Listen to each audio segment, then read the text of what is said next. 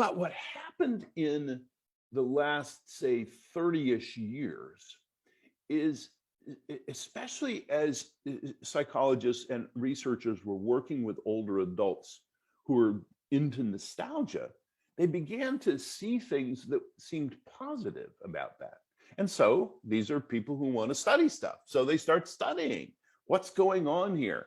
Why is it that this older person who has all these nostalgic episodes, it actually seems to be doing better and thriving, and this is not what we thought nostalgia was about and featured. And so the folk over at University of Southampton and a number of other professors have really dug into this whole nostalgia thing.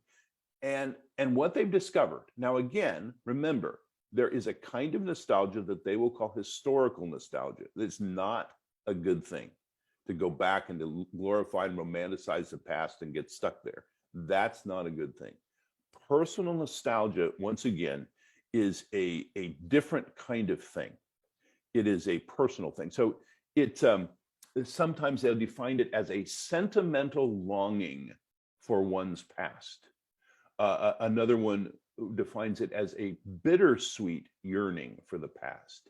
Now, I'm guessing that most of you, even if you're young, because nostalgia is not just for older folk, you understand that bittersweet longing if you've had a memory of some precious time in your life, and the memory is so sweet, but there's this bittersweet because you realize you can't ever go back there. I mean, some of you, if you're parents, and especially if your kids are grown, you'll see a picture of you holding your baby, and it's like you're filled with joy, but there's some sadness too, because you realize you can't go back. And by the way, part of personal nostalgia is understanding you can't go back. So it's not trying to go back or just living there, but it's this bittersweet yearning for the past. And so it comes with sort of joy and sadness. Now, by the way, if we had more time, I'm not going to do it now, but you can go through many of the Psalms do this. There's like great memories of the past and then sadness and yearning for it. It's in the Psalms. I wonder sometimes, that line in the Gospels where it says, and Mary treasured all these things in her heart. Well, I wonder what it was like for Mary to treasure all those things in her heart, say 50 years later.